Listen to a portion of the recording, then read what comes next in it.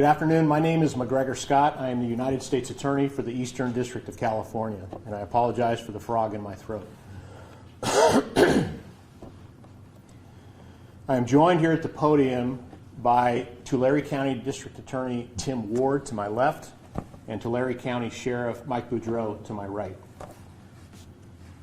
We are here to announce that earlier today, a Fresno grand jury sitting here in Fresno returned a 2-count indictment against Saul Ontiveros and Eduardo Garcia.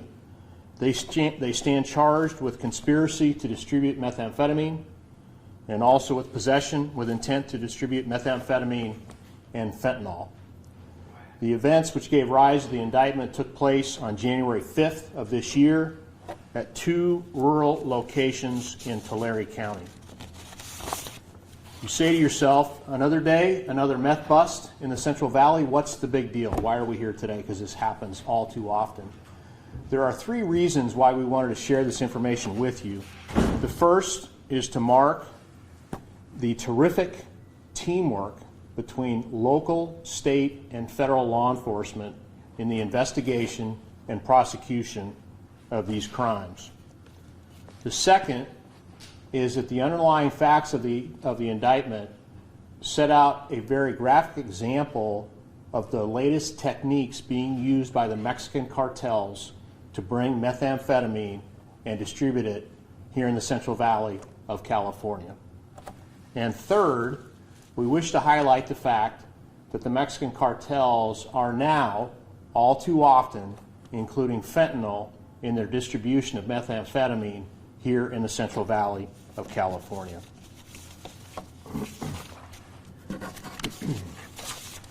On January 5th, a simple traffic stop was made by a deputy sheriff in rural Tulare County. That traffic stop ultimately led to the search by law enforcement of the car and 2 residences in rural Tulare County. As a result of those searches, law enforcement found and seized 160 pounds of processed ready-to-distribute methamphetamine, 200 pounds of what we refer to as liquid meth, and 300 pills containing fentanyl. At each of the residences was what we in law enforcement refer to as a conversion lab, and I will talk more about that in just a moment. This team, sheriff's deputies, simply enforcing the traffic laws of the state of California, then calling on the sheriff's narcotics task force, them then calling on the State Department of Justice methamphetamine lab team, and them then in turn calling on the DEA to lead this investigation, is the epitome of the team we have worked very hard to build here in the Eastern District of California, where we all work together collaboratively with no egos to try to get this poison known as methamphetamine and fentanyl out of our communities. I've mentioned the conversion labs and the latest techniques that are being used by the cartel, so let me talk about that for just a moment. This methamphetamine fight that we have undertaken here in California, lo these many years, has taken many twists and turns in the road. Originally, they were cooking the meth in Mexico and bringing it across the border. Then, in the 90s and early 2000s, the cartels moved the labs to California, and they would actually cook the meth here at locations in California. The counter step by the government was to place restrictions on the availability of pseudoephedrine, which then drove the cartels back to Mexico, and they are now running, operating what we call super labs, producing methamphetamine in Mexico, and then bringing it across the border into California for distribution here as well as across the nation. The thing that has changed is that for a long time, they would bring the finished product across the border. That became fairly easy, not easy, but more easy, if that's a term, to identify by the border agents and the customs agents at the border as people were coming across. So what they did, what the cartels did, was that they began a process of creating what we call liquid meth. So they cook the meth at the super lab in Mexico. They then liquefy it. in any number, water it just so it becomes a liquid containing methamphetamine, and then they hide that liquid meth in containers. That containers can include gas tanks, buckets, sealed bottles of water, all of which are much harder to detect by the Customs and Border agents as they're coming across at the ports of entry in San Ysidro and in Imperial County. So they get it across in this liquid form, and they take it to a location where they have set up a conversion lab. And we use that term because the process that that lab allows them to do is now take that liquid meth and convert it back to sellable product, sellable methamphetamine.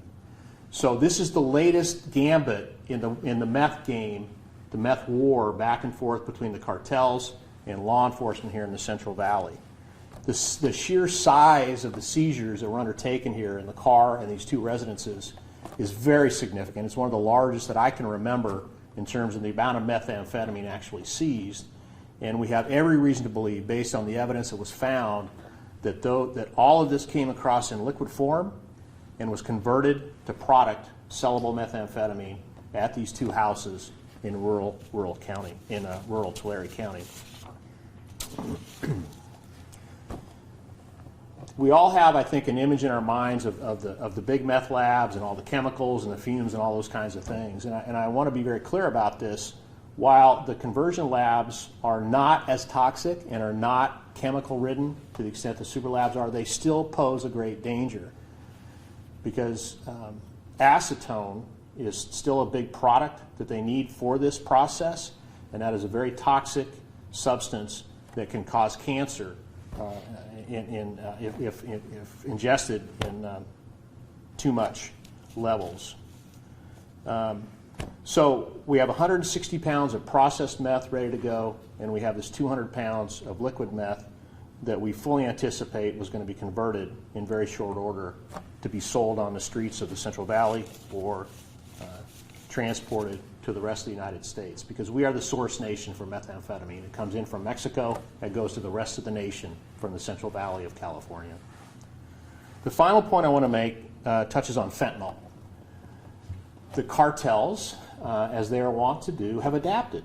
And sort of the very, very, very brief history of the opioid crisis in the United States is that the medical profession, for a period of time, overprescribed on opioids.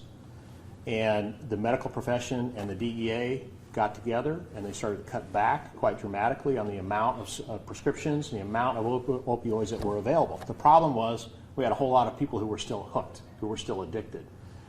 The cartels have realized that, and they are now backfilling the demand piece of this with fentanyl. And just very quickly, fentanyl is a highly toxic opioid. It takes a very, very, very small amount to kill a human being. And they're taking that fentanyl and they're mixing it into pills, they're mixing it into cocaine, and trust me, this is not a licensed pharmacy that is undertaking these operations. So this is really a public health warning to the greater Central Valley area. If somebody tells you it's an OxyContin pill, it may not be an OxyContin pill. It may be a pill that was manufactured in Mexico that has fentanyl in it to give you that opioid effect. And the downside is there is no way to know fentanyl is in that pill. And people have died here in the Central Valley from overdosing on fentanyl in the very recent time. We, in law enforcement, I feel like I've been fighting this methamphetamine fight for 25 years, and I think I have been. But we are fully committed to doing everything that we can at the local, the state, and the federal level to protect our communities from this poison, whether it's methamphetamine or fentanyl. We are not backing down. We are not going away. As they change their tactics, we will change our tactics. We're coming hard, and we're not going away. And that's our message here today. So I anticipate being asked what they face in terms of potential sentences. And each of these counts carries a 10-year mandatory minimum sentence in a federal penitentiary, and it can only go up from there. We are hoping well, let me be clear. This investigation continues. We are not done. We have leads that we're following up, and we're going to take those where they take us. And we're going to continue to put people in prison who sell this poison in our communities. So, Sheriff? Thank you. Appreciate it. Good afternoon. My name is Mike Boudreau. I'm the Sheriff of Tulare County. I appreciate everyone being here today. I want to give thanks to the men and women in uniform who work tirelessly every day, facing the dangerous environment that drug cartels offer to our men and women in uniform, our men and women in law enforcement. I want to thank U.S. Attorney McGregor Scott. Thank you for your leadership, as well as District Attorney Tim Ward here today, because we all stand here as leaders in our community to fight the good fight. I think it's important to understand, though, the trickle-down effect. The trickle-down effect is when we have a homeless crisis all across the state of California, when we have drug addictive behaviors that are leading to mental health conditions as well as homelessness throughout the state of California. The part that law enforcement can do is take that addictive drug off the street. I can't help but think that we're doing our part to help prevent those humanitarian crises that we have all up and down each and every one of our communities in the state of California. I want to be able to just talk a little bit in more detail, as U.S. Attorney McGregor Scott really did a great job in pointing out what led us here today, but truly this was just great law enforcement by a deputy sheriff in the Pixley area that took upon himself to make a traffic stop of a vehicle that really had a minor infraction that likely would have led away with a verbal warning. But instead, this deputy recognized very specific indications that the driver and passenger of this vehicle were likely under the influence of either alcohol, marijuana, or some other drug.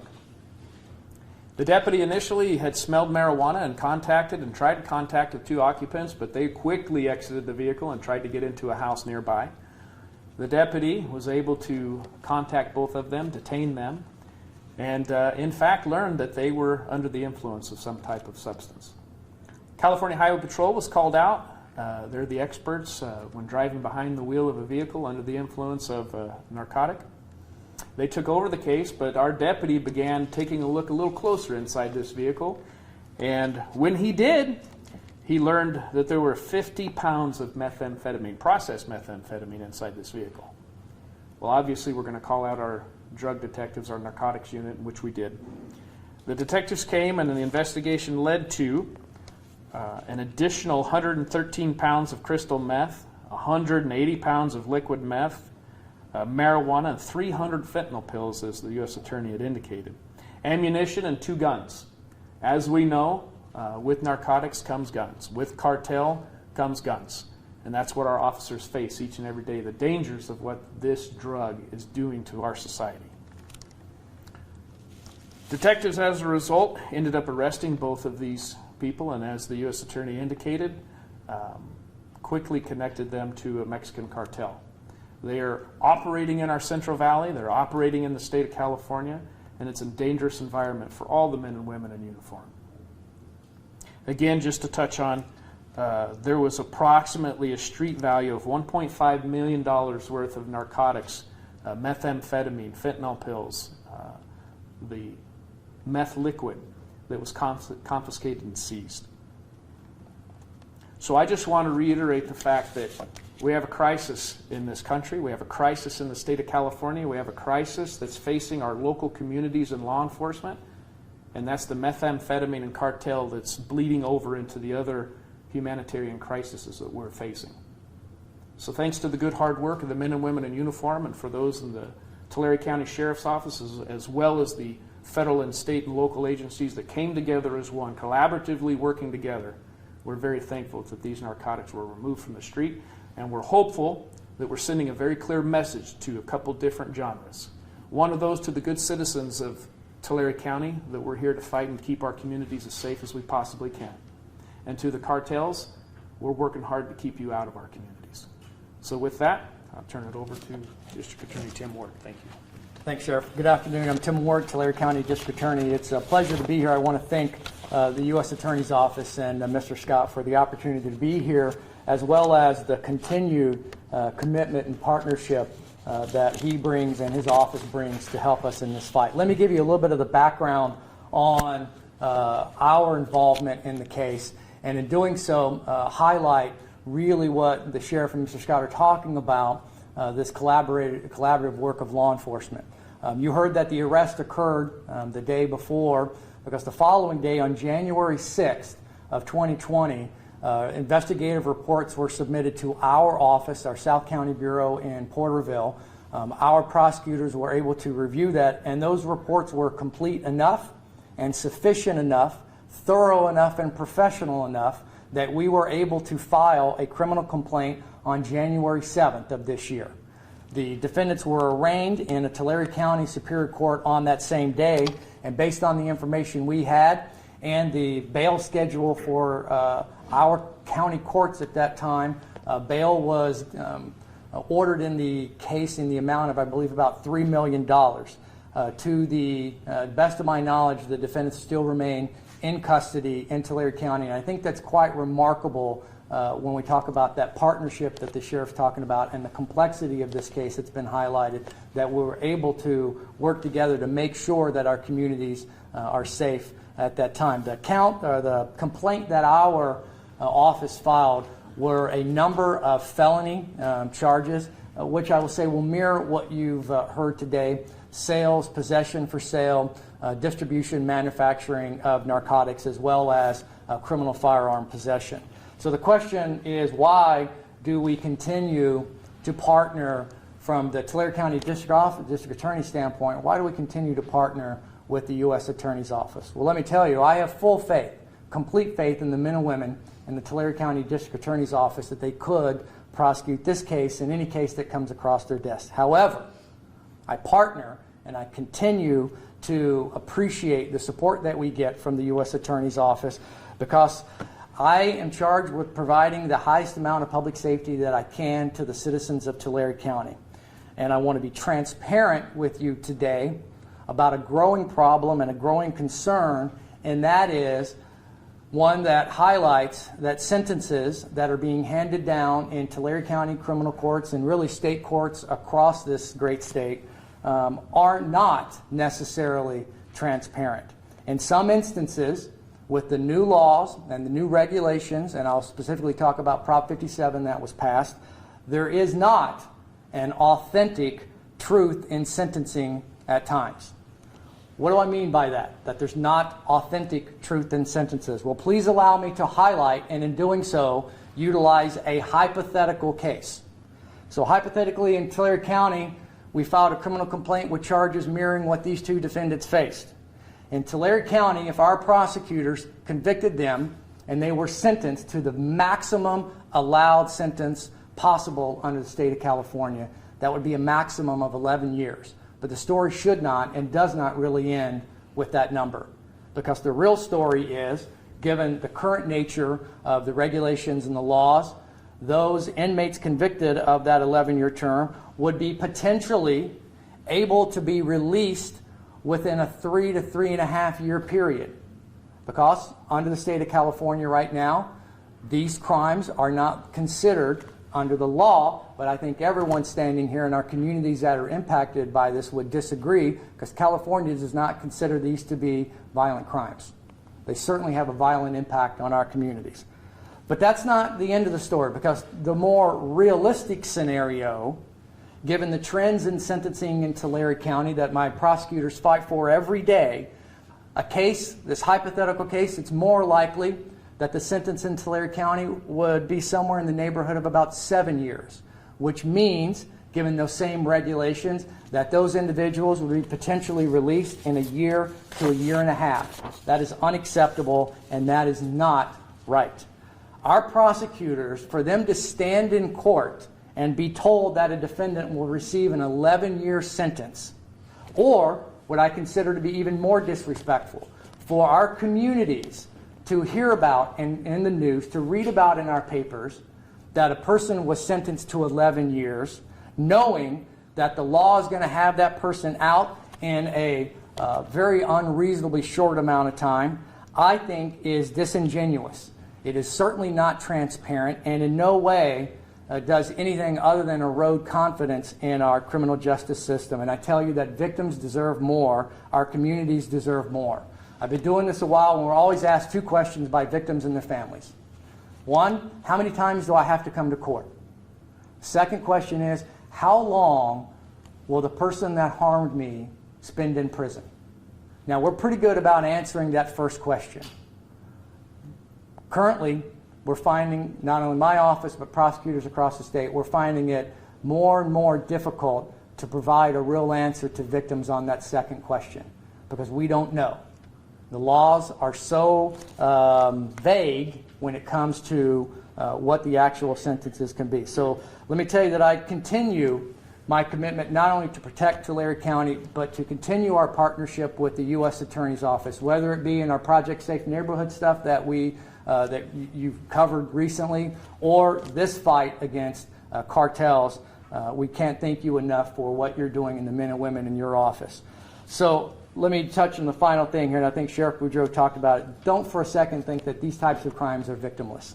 To the contrary, sales, distribution, manufacture of narcotics, and additionally the possession of illegal firearms, it tears away the very fabric that holds our communities together.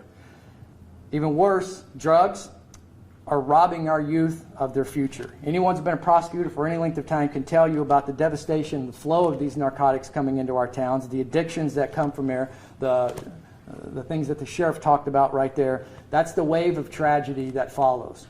So I want to thank not only our law enforcement partners for everything they did that day to present us a case with sufficient evidence that we could file charges and hold these defendants in custody until the U.S. Attorney conducted their thorough investigation. And finally, let me say to you, Mr. Scott, and the men and women in your office, again, I thank you for everything that you're doing to help keep my community safe.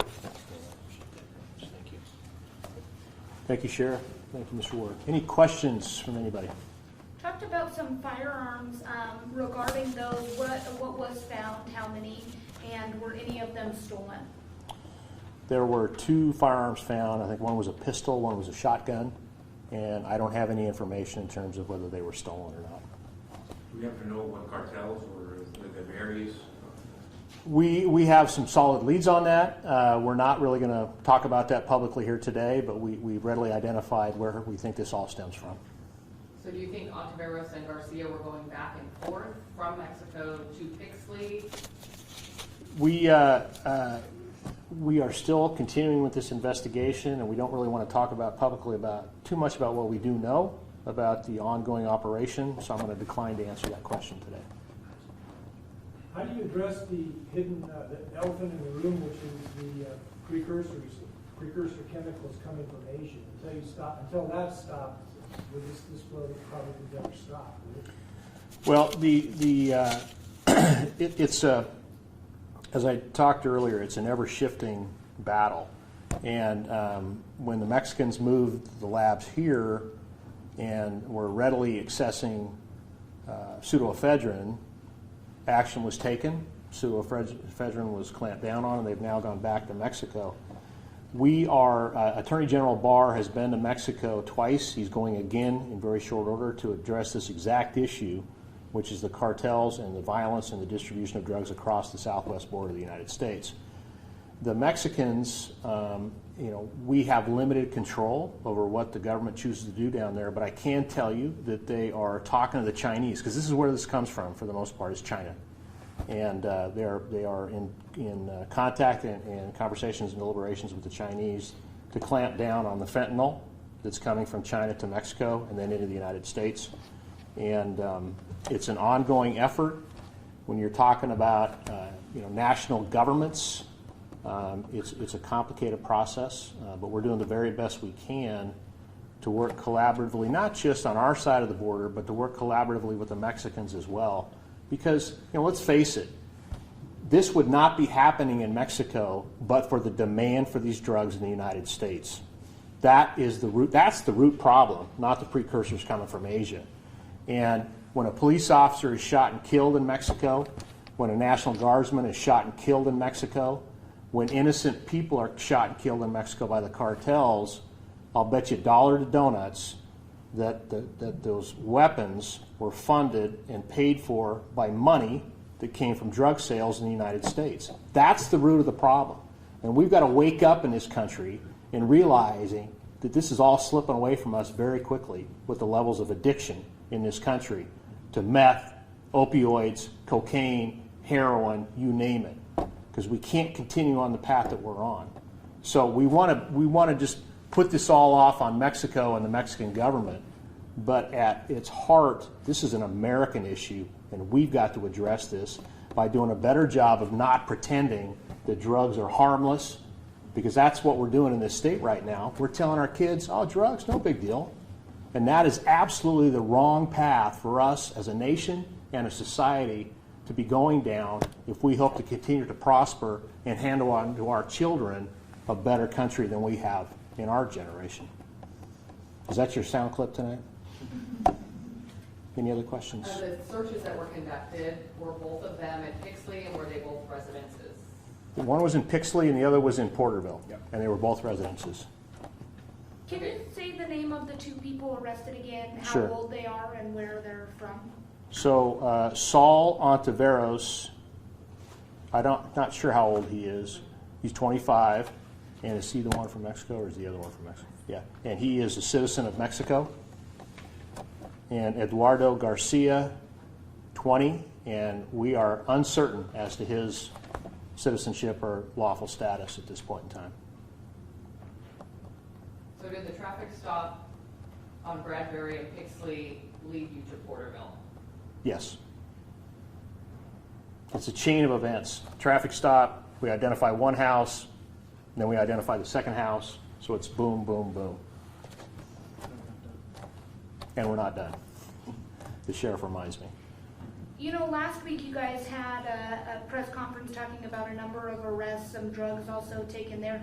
Any connection with any other gangs or anything with these specific drugs? So last week was a very specific case targeting around the Norteño gang and Arosi and Cutler. We were aware of what was happening then. This is completely separate, completely different group of people, and no connection to that Norteño gang. This is specific to the Mexican cartel, separate and apart from that gang arrest. I do want to make the point, though, that the cartels, they make this stuff and they start the distribution. But oftentimes it's the gangs who are actually selling it on the street. And that is what creates much of the violence around control of the drug trade in places like Porterville and Pixley and other areas. So while these two investigations may be separate and distinct, there's an overlay between all of this and how it trickles down to the street level in terms of the drugs that are out there and the violence that comes from it. The two people arrested, do they have criminal history? No, not that we're aware of. Will they be tried in Fresno and Tulare, or is just in Fresno? So they will only be tried in Fresno, I think, as of yesterday. Hasn't happened yet. The state charges in Tulare County will be dismissed, and the only charges they will face going forward are the federal charges here in Fresno. And that's a two-count? Yes, indictment? yes. Any other questions? Terrific. Thank you all very much for being here. We really appreciate it.